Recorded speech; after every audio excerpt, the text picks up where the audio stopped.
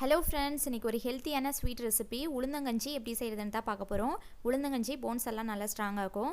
Ladies எல்லாம் weekly once கண்டிப்பாக எடுத்துக்கணும். இப்போ வாங்க எப்படி செய்கிறதுன்னு பார்க்கலாம்.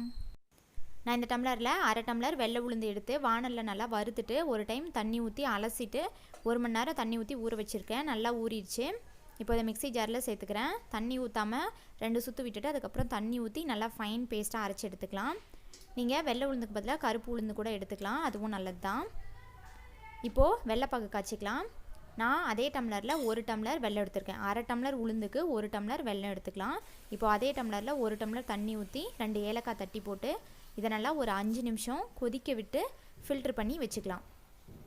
பாருங்கள், நல்லா கொதிச்சிருச்சு. இதை ஃபில்ட்ரு பண்ணி எடுத்து வச்சுக்கலாம். இப்போது உளுந்தங்கஞ்சி செஞ்சுக்கலாம். நான் அதே டம்ளரில் 3 டம்ளர் தண்ணி ஊற்றிருக்கேன்.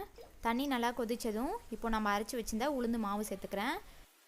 இப்போ இதை நல்லா கலந்து விட்டுக்கலாம். உளுந்து மாவு நல்லா வெந்திருக்கணும். அந்த உளுந்தங்கஞ்சியோட ஸ்மெல் வரும். அந்தளவுக்கு ஒரு 10 நிமிஷம் நல்லா மீடியம் ஃப்ளேமில் வச்சு வேக வச்சுக்கணும். இப்போது ஒரு 10 நிமிஷம் ஆயிடுச்சு. இந்த அளவுக்கு நல்லா வெந்துருச்சு.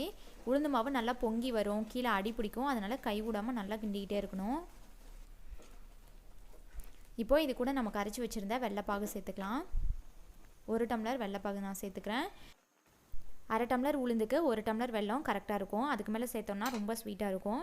இப்போ அதை நல்லா மிக்ஸ் பண்ணி விட்டுக்கலாம். இது கூட கொஞ்சமாக தேங்காய் துருவல் சேர்த்துக்கிறேன்.